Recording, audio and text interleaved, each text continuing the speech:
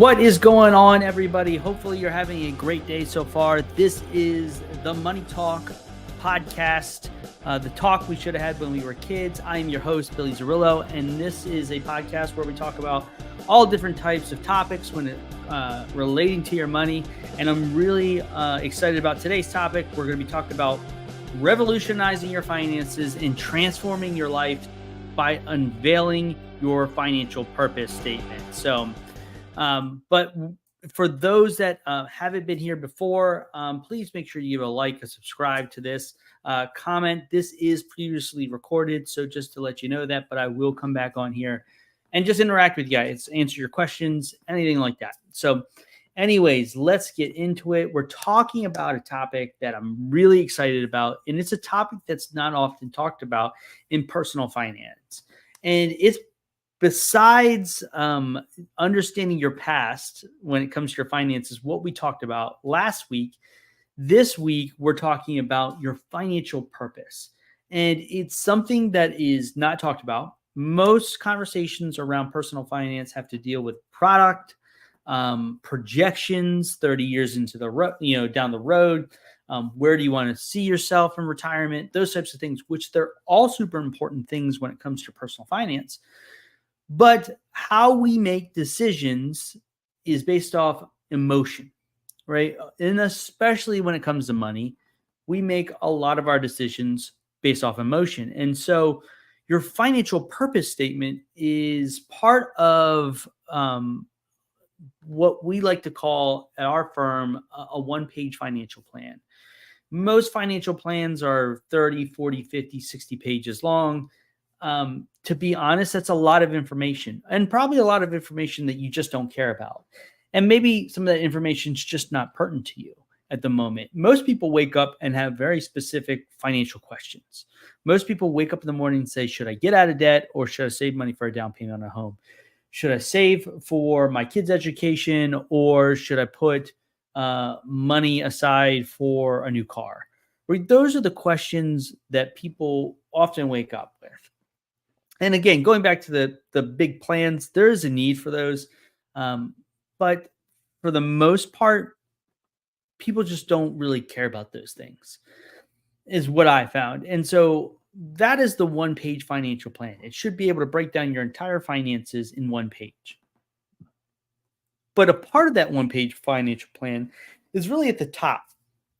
And that is your financial why, your financial statement of purpose, if you will. And this statement is a clarifying statement that just signifies what is most important to Billy. What is most important to you? By asking the simple question, why is money important to me? Right? And we're going to get into it. We're going to break it down a little bit for you guys of understanding the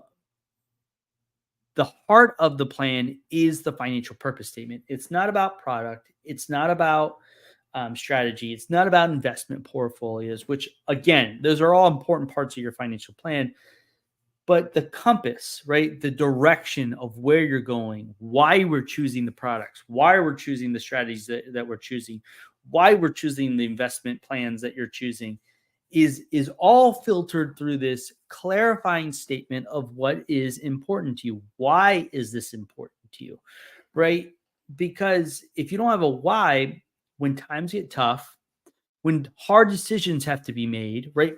A lot of decisions in our lives aren't often between what's good and what's bad. It's often what is the best situation in a bad scenario, right? We have both bad choices, but what's the least bad decision, right?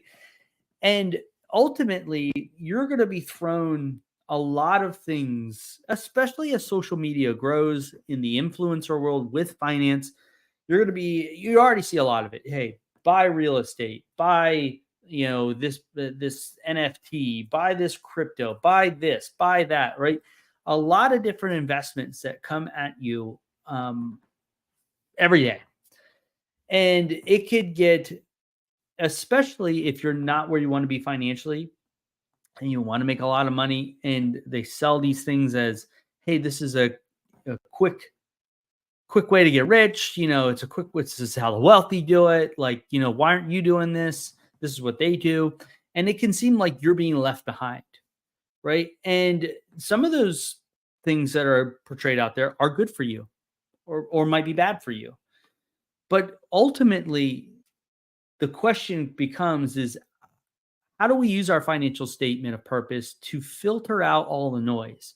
And that's essentially what this thing does is we can always go back to this financial statement of purpose to say, does this thing ultimately help me fulfill my purpose? Not only fulfill my purpose, but fulfill it in the way that I want to be accomplished, right? And so not only does it help you make tough decisions in emotional times, but it also helps us make decisions based off our money. Hey, is this the best route use of my money? Right? Is this ultimately going to help me accomplish what I've set out to accomplish in the way that I want to accomplish? Because what's often tied up in your financial statement of purpose is your values, and we're going to get into that here in a second. Um, so going back to how do you even begin to facilitate this, right? How do you even begin to put a financial statement of purpose together? And one of those things that you do, the first question I kind of put out there was asking yourself the simple question, why is money important to you? What about money is important to you? What are some of the things that you want to accomplish that are important to you, right? It might be security, right? I want to feel more secure about my financial future. I don't want to put a burden on my kids, and I want them to have a better life than me. I want to be able to spend time to do whatever I want, right? Those are all well and good beginnings of a financial statement of purpose, but they're not the real answer, because that's a good place to start. And you should start there. You should write that why down, but you should then begin to question, well, why is that specific thing important to me? Why is security important to me? Well, I don't want to ever feel like I'm going to be out of money. Okay, well, why is that important to me? Because I have a fear and insecurity that I will no longer that I won't be able to take care of my family, and I want to make sure that they're taken care of, and they're really important to me, and I don't want my kids to have to experience what I experienced as a kid, and that's really important. So you can see as I do it myself, basically, that we're beginning to find the deeper why, the deeper level of why, right? Like maybe it's living life on your own terms, right? What does that actually mean? What if you were able to live your life on your own terms? What would that look like? And start to write that vision down, because that's important. That's going to be all going to your financial statement of purpose, right? And so, like I said, I think the statement is the end all be all when it comes to making financial decisions. It simply is, because for the simple fact, it gives us an anchor point in our lives. And for a lot of us, for a lot of your lives, there's a lot going on in the world, right? And it can feel like there's a lot of chaos. There can feel like there's a lot of um, you know, not having a lot of control over where things are going. So anytime that you can have an anchor point, it's an opportunity to always come back to what you were thinking about when you were thinking logically, right? Because hopefully when you're asking yourself this question, or if you have a professional that's helping you, which what we do in one of our first meetings, is beginning to uncover that stuff.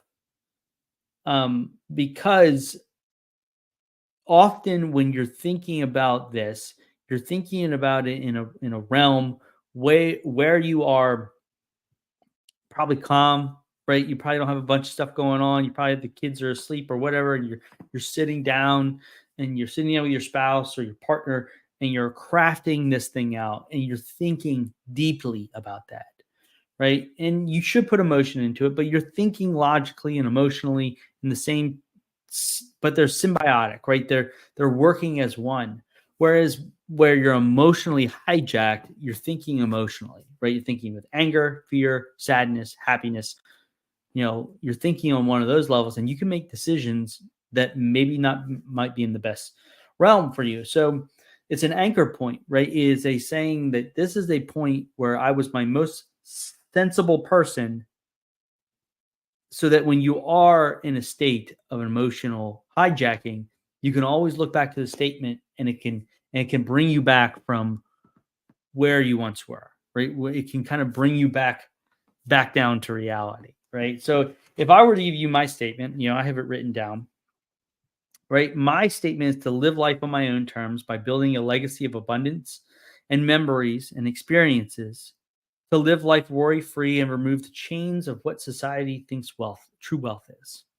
That's my financial purpose, right? So, by having that purpose statement, I know that I need to make decisions that are going to help me to do those things, to help me build the legacy that I want to help me build wealth to a point where the chains have been broken. And wealth doesn't mean, for me, anyways, wealth doesn't mean I have to have billions of dollars, right? We all have our number that kind of just is kind of like a walk away number, right? And we all have that, and you should have that, and that's should be part of this conversation. But so to live life worry free and to remove those chains of society's outlook on wealth, right? Because for me, it's experiences, it's moments, it's traveling, it's things like that. It's not necessarily big house, but flexing all over social media, having all the watches and the cars. And for some people, that's what they love, and that there's nothing wrong with that. But for me, that's not what I want.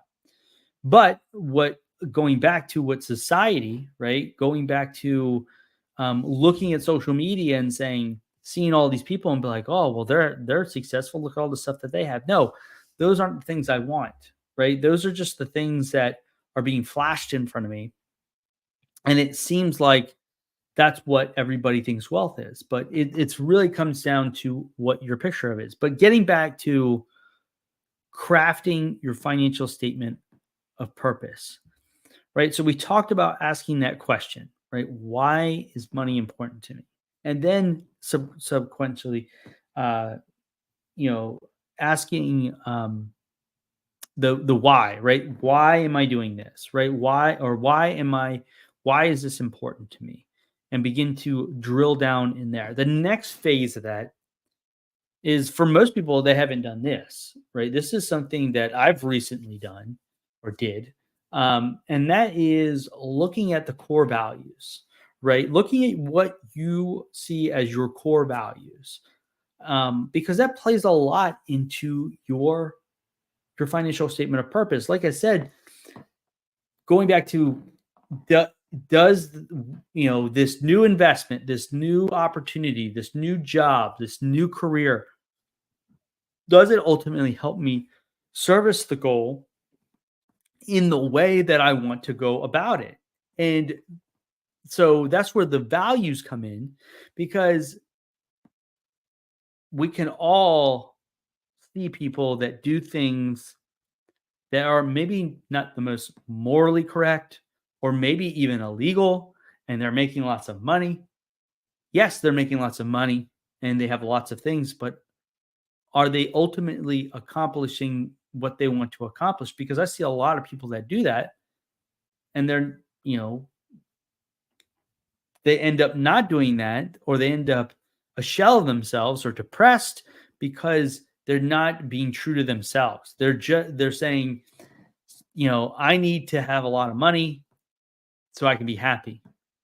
And often what I have found, and I've seen multiple examples of this, where people who have a lot of money, they aren't very happy. And I know a lot of people that don't have a lot of money and are super happy with their lives. Right? So why your values come into play here is because you're going to accomplish your goals based on the values that you have. So for me, what are important values? Like family, integrity, um, you know, health, those are some of my values, right? And so tying in some of your values into your financial purpose statement is super important because it's what you value as is what you see value in. Okay. So crafting your financial purpose statement using that question that we started off with, why is this important? But then, and we have our own system where we help you question those values and ask why they're there. But there are plenty of online resources that you can go to where you can find, you know, apps or computer programs that will help you to define your values. There's AI out there now. They can help you define your values, give you, ask you questions and stuff like that. I've seen that done before.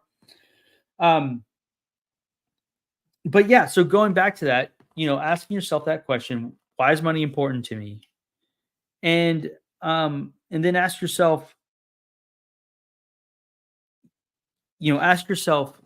the values question, right? Like, what are my values? What do I value most in this world, right? And again, going back to that statement um, of what I've shared my values with you, it's as simple as that. It's as simple as writing these things down and deciding why those are important to you. Okay.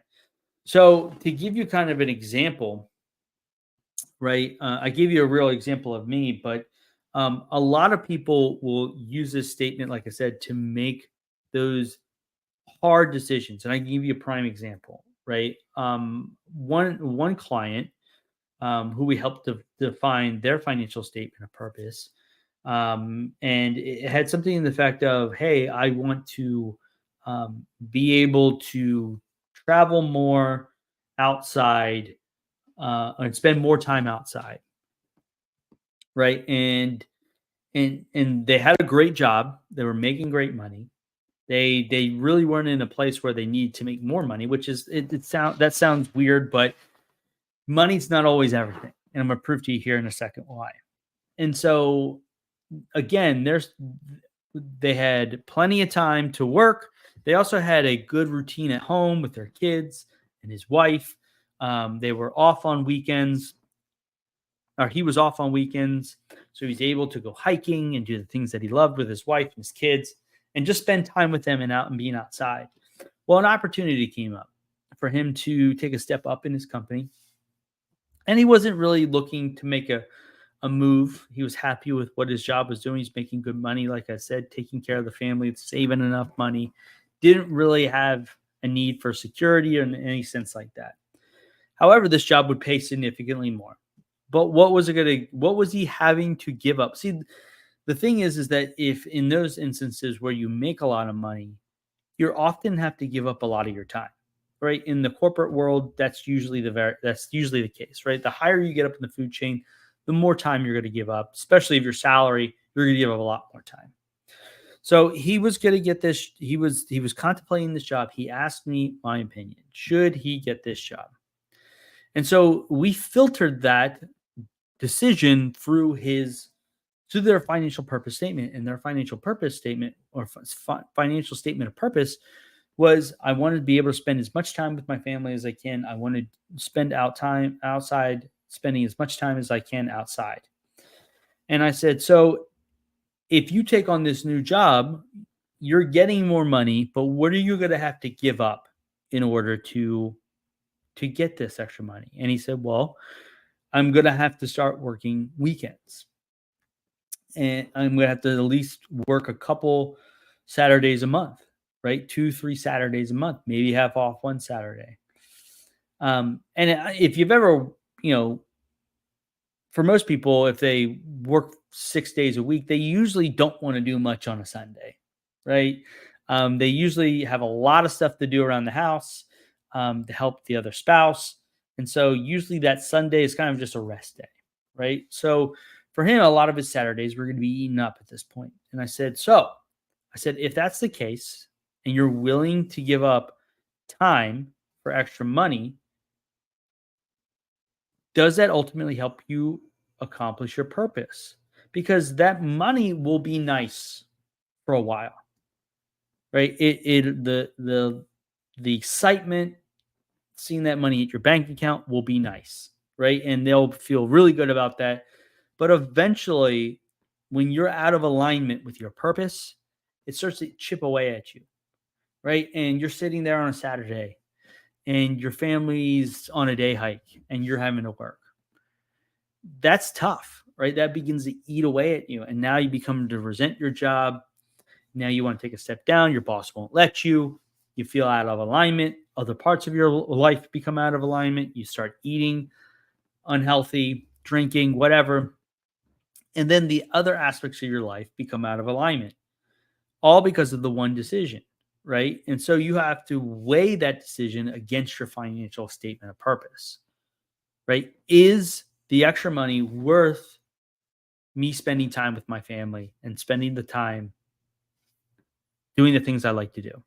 Because like we said, he already had a good situation as it is. It didn't really need improvement. I know that sounds weird, but he didn't necessarily, the extra income wasn't going to make his life any more significant, right? What was going to make his life more significant is by spending time with his kids, spending time with his wife while doing it outdoors. So that's a real world example where a financial statement of purpose can come into play and help a client understand or help a person understand, is this my purpose? If it's not, it might give you a short-term fix. It might give you a short-term high, short-term income, but in the long run, it will do more harm than good because ultimately your life will become out of alignment. And it's just like a car. Once your car's out of alignment, the tires start getting wear and tear, your gas mileage goes down. You have to fight your car to keep it on the road. It just becomes unsafe.